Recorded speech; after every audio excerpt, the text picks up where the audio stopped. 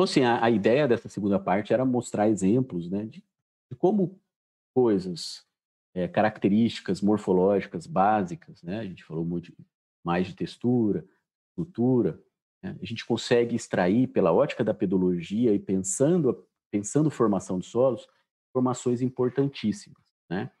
E a gente vê que muitas vezes, só saber qual classe de solo que é não basta para ter um bom manejo, né, você precisa ter uma informação mais detalhada porque existem latossolos e latossolos, argissolos e argissolos, e assim sucessivamente para as 13 classes de solos, né.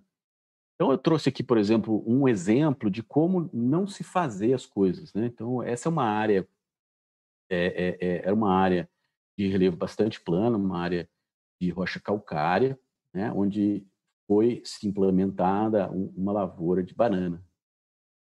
E na época a empresa ela fez um levantamento até microtopográfico da área, porque a colheita era feita com esses cabos aéreos.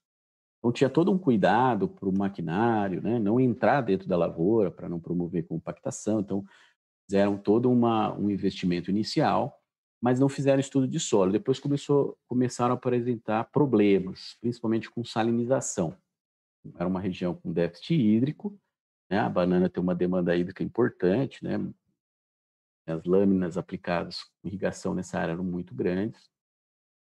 E o que a gente viu nessa área, né, que assim, é uma área de relevo plano, mas ela tem diferenças, né, até falei para vocês lá no início, né, micro-relevo é uma coisa importante, né, então a gente viu que nas áreas convexas, onde a curvatura do terreno é convexa, a gente tinha solo mais raso, e onde a área, tinha a curvatura do terreno é côncava, para onde o fluxo de água vai, entra mais, intemperiza mais, a gente tinha solos mais profundos. O que aconteceu? Não foi feito nenhum estudo de solo antes de implementar todo o negócio, certo? Então, o que acabou acontecendo? Na área do packing house, né,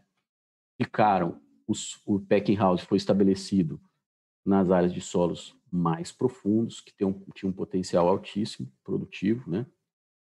E a lavoura, na verdade, perdão, e a lavoura ficou nas áreas que são 2 cambissolos, né? Tudo cambissolo. Esse é um cambissolo latossólico, esse é um cambissolo já com rocha a 40, 50 centímetros de profundidade, certo? Então, um cambissolo com uma limitação muito grande, principalmente para receber irrigação. Então, o que acontecia é que essas áreas onde estavam a lavoura eram dos cambissolos mais rasos, água parada num ambiente evaporativo, uma região que tem uma demanda evaporativa grande, é, é receita para salinização, foi o que aconteceu em alguns anos, e essa área foi abandonada. Então, assim, a ausência total, né, conhecimento de solos, geralmente reverte nesse tipo de coisa. Mas eu diria que a gente precisa avançar ainda nesse detalhamento de tipo de solo, né? Eu já estou encerrando, né, aqui algumas mensagens finais, né. Esse é um trabalho, a imagem de um trabalho, talvez de uma das revistas, se não a mais, de maior envergadura, revista científica de maior envergadura internacional, que é a Nature, né. É um trabalho que não é muito antigo, de 2011, onde a chamada era "Salve nossos solos", né, um recurso ameaçado. E essa frase é uma frase que eu sempre falo e mostro nas palestras, nas aulas, né. Em alguns locais, o solo, esse recurso natural, está sendo perdido a uma velocidade 100 vezes maior do que ele é capaz de se formar. Ou seja, o recurso natural solo, ele é ele é um recurso natural renovável, mas não para a nossa escala de tempo. Então essa área que eu acabei de mostrar, onde salinizou, é uma área que está perdida para a nossa geração e muito provavelmente para as próximas gerações, né, em termos de produção de alimentos. E a gente vê que muitas, as cores mais azuladas aqui são áreas bem degradadas, né, com nível elevado de degradação. A gente vê que o Brasil tem áreas, processo importante de degradação de solo. E esse outro trabalho dos Estados Unidos, que é bem interessante, foi um trabalho que compilou dados dos últimos quase 50 anos, né, mostrando nesse mapa aqui, as cores vermelhas representam solos que já têm um nível de impacto no, né, que pode ser erosão, pode ser compactação, já avançado, né?